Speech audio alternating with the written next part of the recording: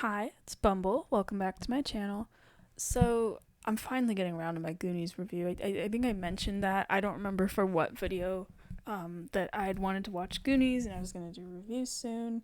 Uh, and I was originally going to watch it with my mom, and she was like, yeah, I'll. Because we had like a very specific reason for wanting to watch Goonies at the time.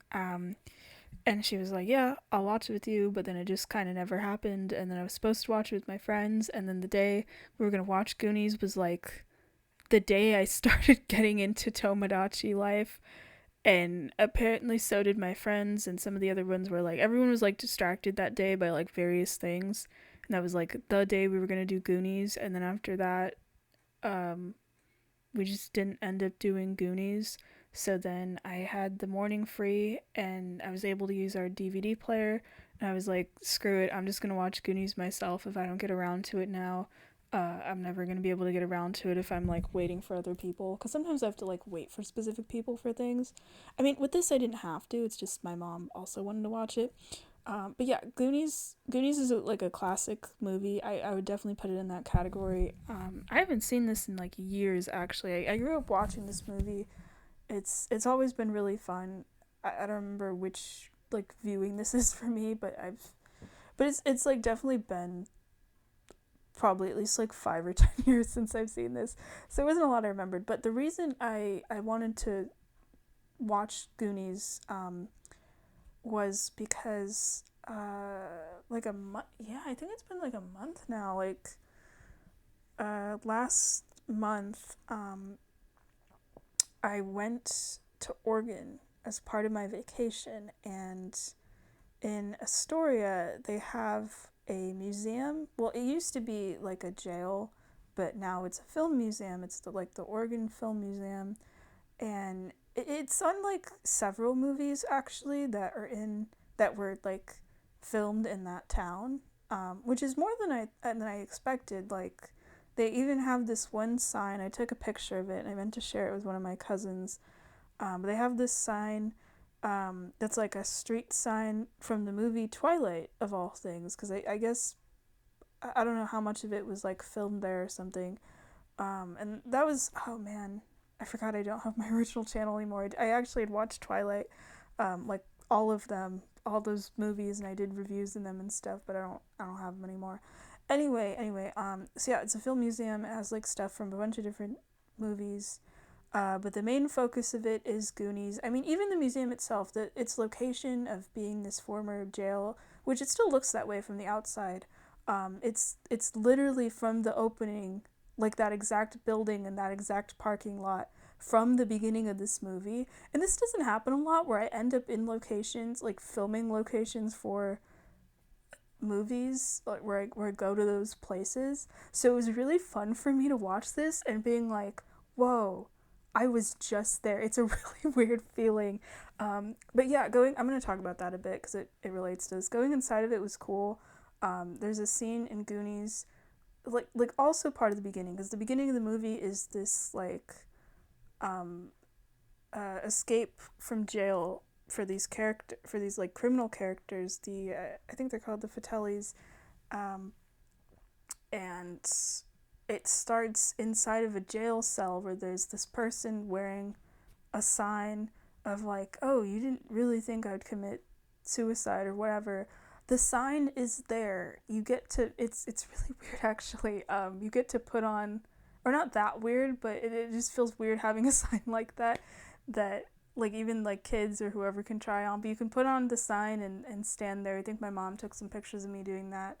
Um, but they also have parts in the museum where you can like recreate uh, scenes from the movie where they'll give you like the dialogue, and they have these little film cameras and stuff where you, or not like that they have film in them, but they have these cameras around. It's like very interactive. This isn't, oh, I want to mention, this is a review of Goonies. I have to mention this part of the trip and everything because it relates specifically with this review. This is not an ad or anything. I'm not like sponsored or whatever by this film museum. I just want to talk about it and how it relates to this. But yeah, you could do that. Apparently, like something with the movie The Shining also, I guess, was filmed here because that was part of it. That was cool. they have like the door with the where the axe was broke through it and stuff. But they have like the car from Goonies, from one of the car scenes in Goonies. They have a car in their like parking lot that has like the bullet holes and stuff. I I don't actually know if it's the same car. I forgot about the bullet hole thing while I was there, or about the car, and then I watched the movie, and the car gets shot at, and the characters find the kids, the bullet holes in the car, and I was like, oh, okay, that's what it was a reference to. But I remembered enough about Goonies while I was at this museum that I was able to appreciate it, because it's like various films, um, but most of it is Goonies. They even have this one other jail cell, that is like a shit ton of Goonies merch. It was, and there was also I think an arcade cabinet. I don't know if it was for Goonies or it was for something else. But that was really cool to see all the Goonies stuff. And they had this whole like gift shop that was also themed around the Goonies. But yeah, ever since I went there, I told my mom, because she went with me. I was like, we have to watch Goonies when we get back home, because I've had it on DVD for years. It's actually not even my DVD. It's apparently my brother's, because it like has this, you have movies when you're younger and your parents like write your name on them in Sharpie and stuff. But that's why I specifically went with this movie poster, because that's the art that's on my DVD of Goonies. I just think it looks really cool anyway. I miss that style of older movie posters where it's like these really cool illustrations, like very detailed, of the characters and stuff. But yeah, I'll talk about the movie now. But yeah, it was crazy. I feel like the opening of the movie, that's where like the most locations in terms of places I had been to, like the jail and the car and some of the streets and stuff. Even like one of the buildings they passed by too. I had to pause the movie and I was like, wait, is that what I think it is? Um, so it's like as the movie went on, I like recognized less locations. Um, they also had, you could like go to the house, like the the main character, his like neighborhood, the specific house they use, you could go there, but it was like in the opposite, that one in the house for the movie Short Circuit was in like the opposite direction of the museum, and I only had a couple hours and I really wanted to go to the museum, so I had to like choose between the two. So I did not get to go to the main character's house, unfortunately. But that would have been cool. But I was like thinking about that when I watched the movie as well. I mean, not that the characters spent a ton of time there, but you know. Uh, but yeah, anyway, the seeing the jail was cool. That was such a weird thing for me. Of like, I've been there. I was standing in that spot. And then there's this really cool car chase, this police car chase, and I like that you get to see all of the like kid characters and stuff. I'm saying kids, like three of the characters are teenagers, but they're like all under 18, so the kids, you get to see all of them in like various locations as the car chase is happening, and only uh, Chunk is the one that actually gets to see the chase, so he gets to tell the characters later. I forgot that part of his character is that he's like constantly making up all these tall tales. So then I felt kind of bad for him a little bit when, finally crazy things are happening for real, and he's like trying to tell the adults and the police, and no one believes him because it's like a boy who cried wolf situation. Uh, I'd have to say, actually, out of all of the characters, Data has always been my favorite. They have, I think his costume specifically, I don't remember if it was for like all the characters, but I remember seeing his at the museum, which included some of his like gadgets, and you could buy like replicas of those in the gift shop. But I always thought he was a fun character and I liked his gadgets. I never realized the like kind of trying to make connections to. There's this one part which was really cool where he has to like zip line between two of the houses, and they literally have like the James Bond theme music playing in that one little bit that happens. which is just fun. That's always kind of just funny to me now that I'm like a Bond fan. Blah, blah. Bond fan. I didn't get to. I wasn't allowed to watch the Bond movies when I was little, so I didn't get that reference like the last time I watched this movie. Um, I mean, I do get it of like, yeah, he's using gadgets and stuff just like Bond, but at the same time, Data's also the one that's like making a lot of these. But it's like him and his dad actually. I forgot his dad also makes stuff. They have like a really there's like some really sweet dialogue between the two of them at the end, and the dad also has his own inventions and stuff, which I think is cool. But like Data's the one making these, so if anything, he kind of reminds me more of Q than Bond. Let me see. There's this part, the character Clark, he has to. Apparently, the knowledge of Spanish is really important for the plot of this movie. I don't mean for the audience, but for the characters. I completely forgot about that. And I know like a little bit of Spanish, but wasn't even like paying attention enough to like check it in my brain of what I did know to see if any of it was like actually accurate. Um, but there's this character named Rosalita, and she has to help the family with moving, and Clark, he's the only character that knows Spanish in this. And there's this bit where he only, I guess, knows the word for like drugs rather than clothes, or he's just like messing with her or something, and says this thing about like, oh yeah, we'll lock you in a closet if you like do badly with your job. Where it's like the mom character, I think it's Mikey's mom, is saying like, oh, you have to you take your time and you'll do like a nice job and everything, and giving these specific instructions, and of course the kid is like purposely giving her wrong instructions. It was like a little funny, but at the same time I felt bad for Rosalita. Like, it's her first day, you don't need this kid messing with her.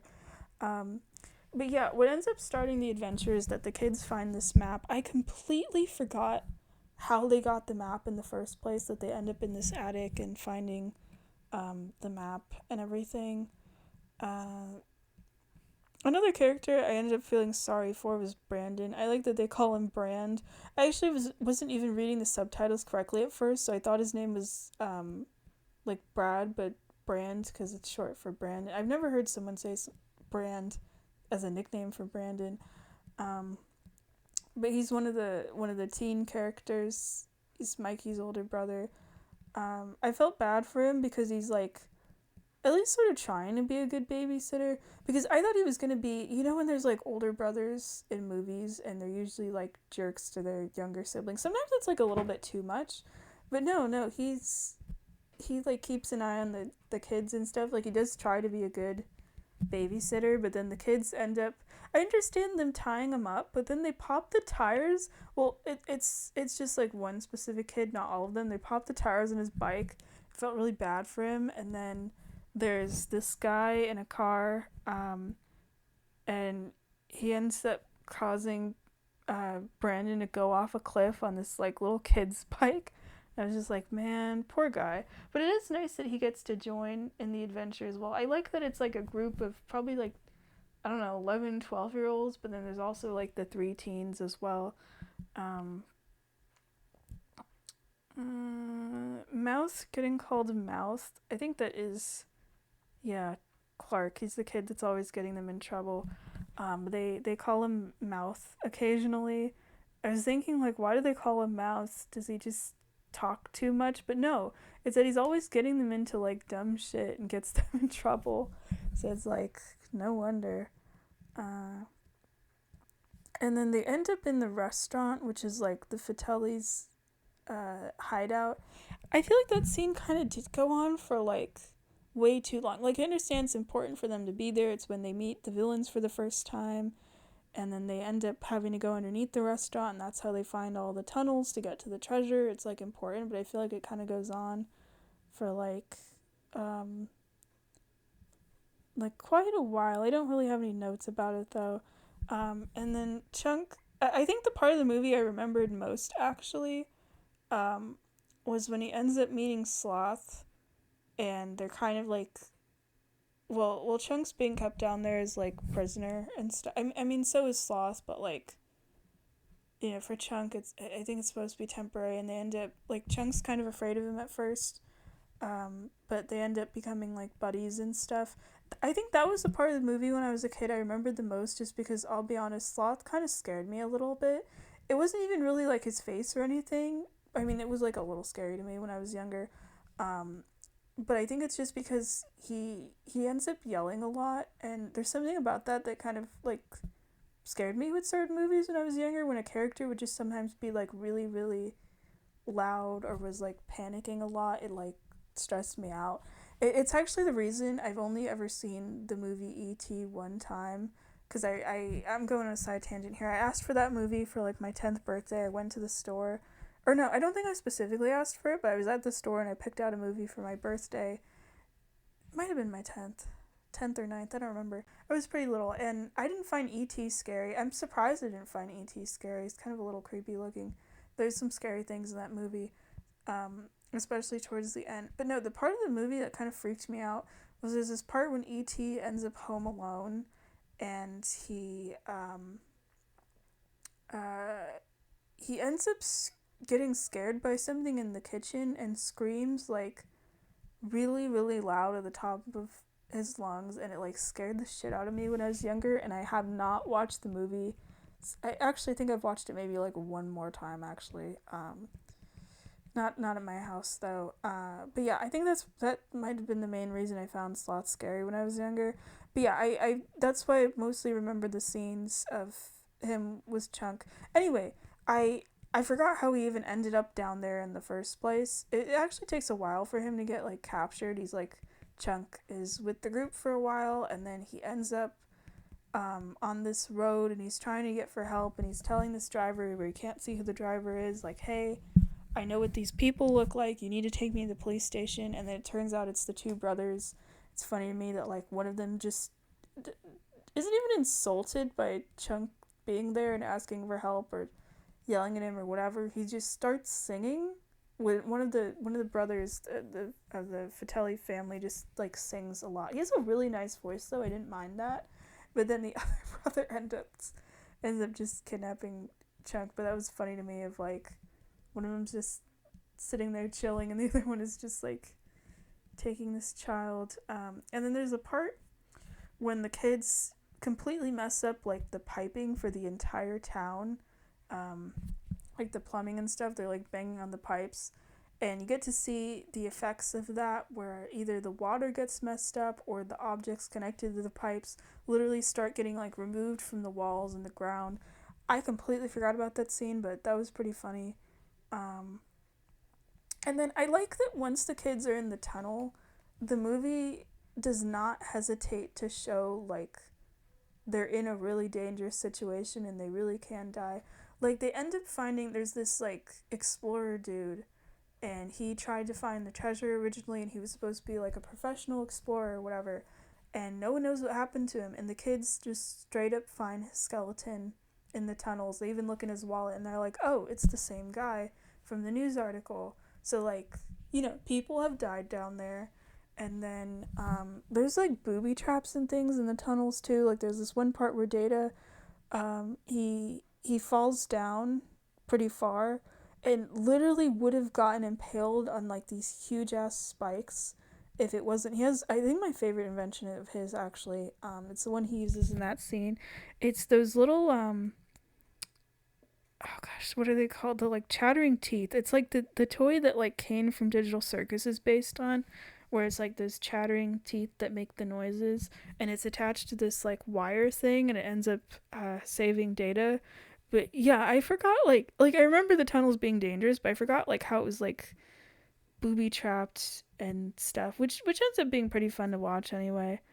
Um, but I think even though Data's my favorite, I think Chunk, I feel bad calling him that. I know it's mean, but that's like literally what the characters call him throughout the movie. You find out like sometime later that his name is actually Lawrence, but I feel like if I refer to him by name, no one's gonna like know who I'm talking about. But I think he was the most fun to watch, honestly. Like there's this part that was really funny to me where it's like right before he's taken to the basement or whatever under the restaurant. to be stuck down there with Sloth. He's with the Fratellis, and they're like, okay, you have to tell us everything. And poor kid, he's already like crying and everything. I mean, I would too if I got kidnapped by some scary people that were gonna like. They were literally going to put his hand in a blender and remove his fingers and everything.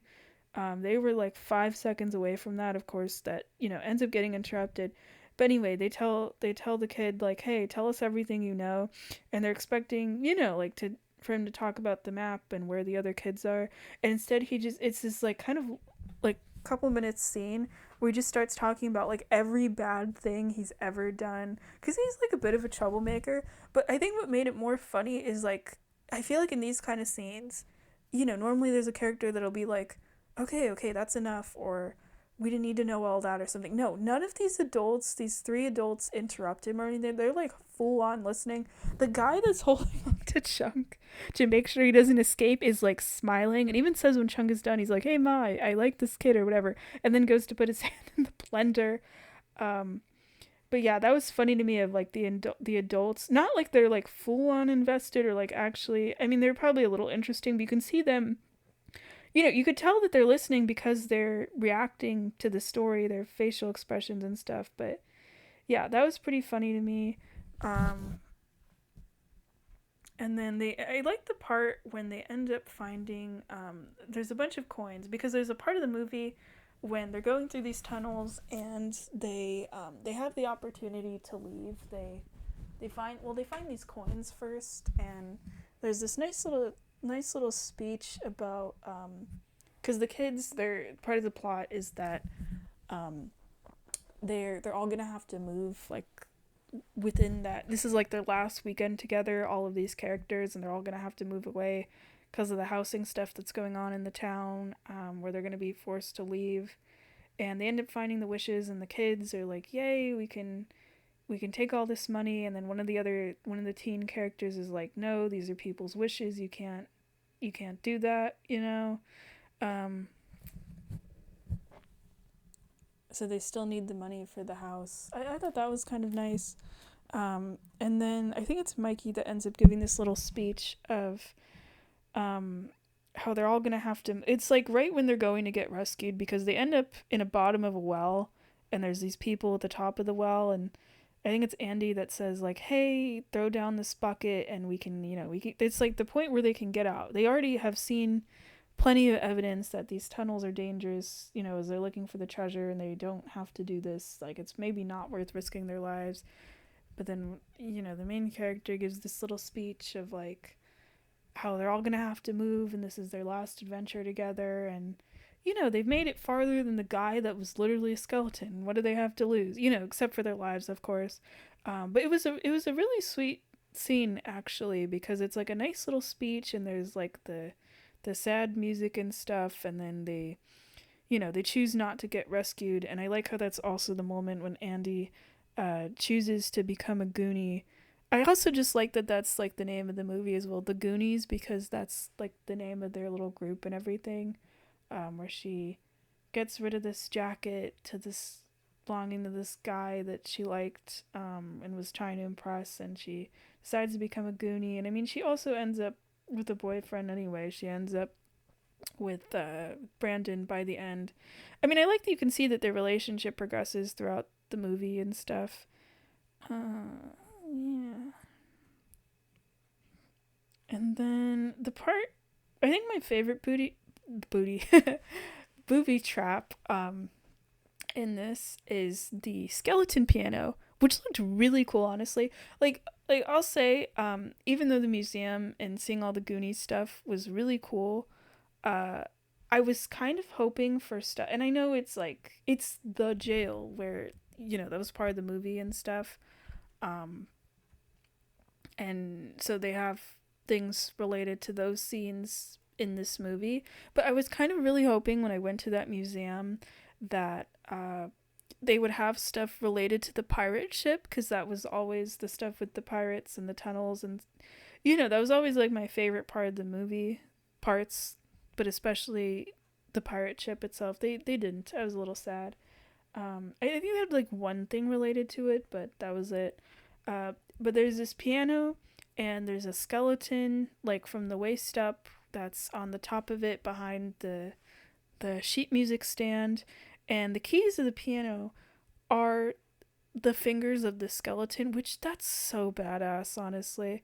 But yeah, it's a good thing they have Andy with them in their group because she knows how to play, sort of. But it's like a stressful scene because she's like, oh, I haven't had lessons in years. So that way, she'd mess up and there's more danger and like the floor disappears around them and stuff. Um, that would probably be me in that scene because I do know how to play piano, but I'm very rusty. I I haven't had lessons since like high school, but I do know she was right of like the trying to find middle C first because that makes it easier to start. And then the characters they end up they pass that and they end up on a water slide, and that's how they end up leaving the tunnels and they end up in the area where the pirate ship is. And that slide it's like a water slide because there's it's like a slide and water's coming out of it and stuff.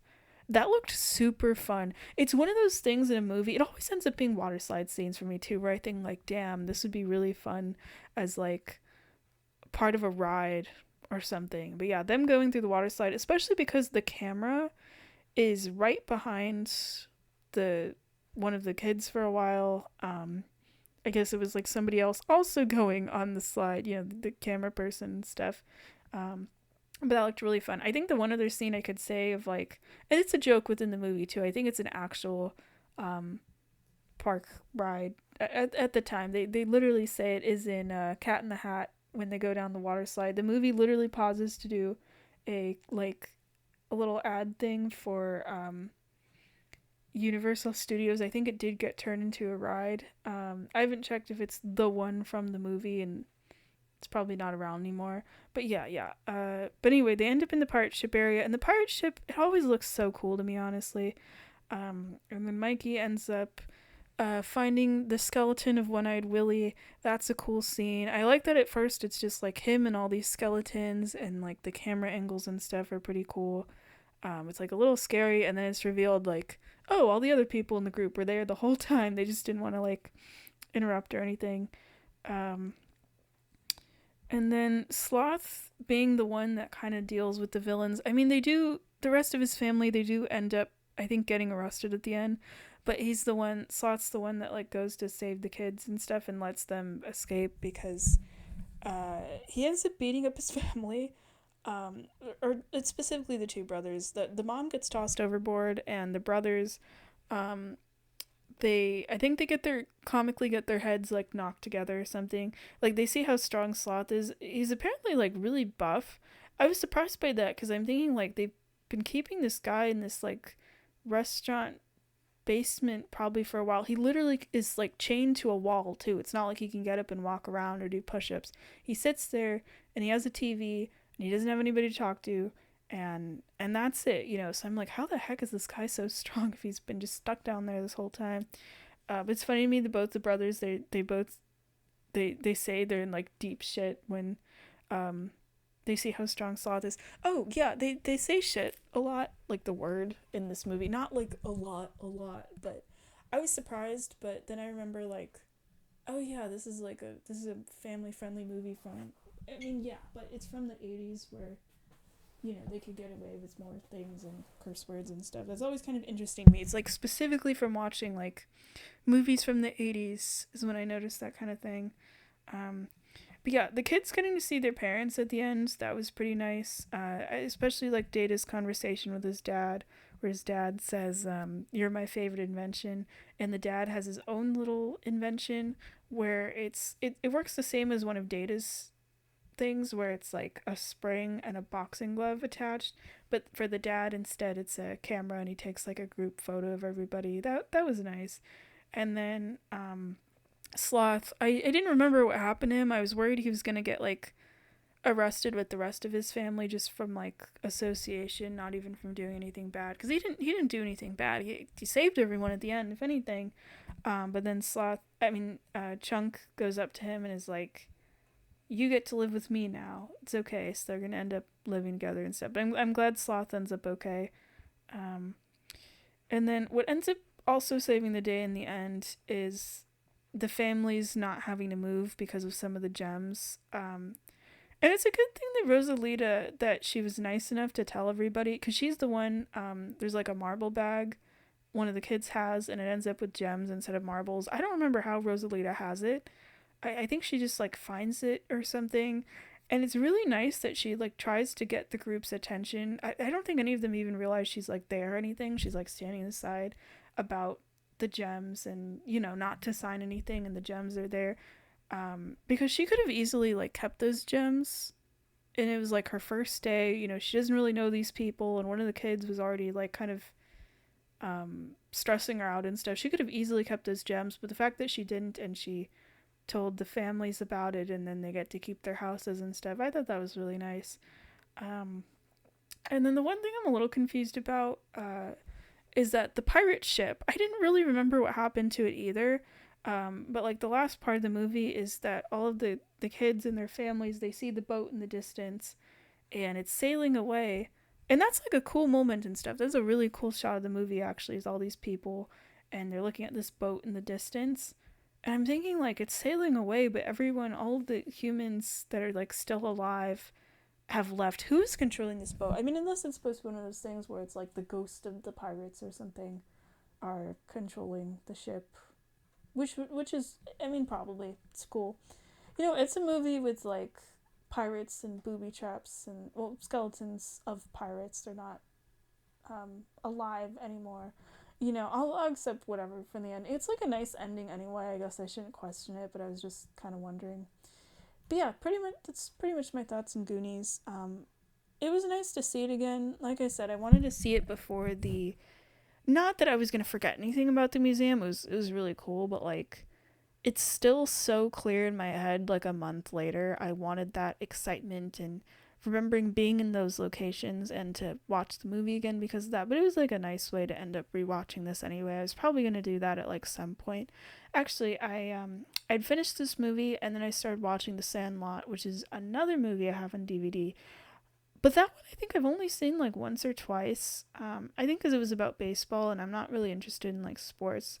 I mean, it is a movie about sports, but it's kind of like Goonies where it's like a group of kids and stuff. And I started that one and I didn't get to finish it, but in like a couple of days I'll get to finish it and stuff. So you'll get a review of that at some point as well. Um, but yeah, Goonies is really good. I feel like to the point where there's any movie where it's like a group of kids, I always just think, oh, it's like Goonies where it has a group of kids. I'm not even kidding. Like I watched the movie It, the remake of it. I don't remember from what year, where it has like one of the kids from Stranger Things or something. And I didn't watch both parts of it. I only watched the first part. And I'll be honest, I'm not good with jump scares. So I watched it on mute. But anyway, I watched it, and I was thinking like, this is just spooky Goonies. And I was telling my brother about that too back then. It was kind of funny.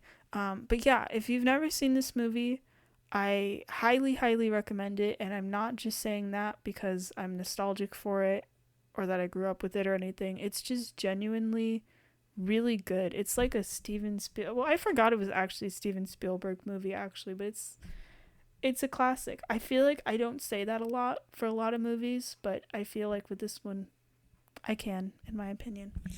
But yeah, thanks for watching. Bye bye.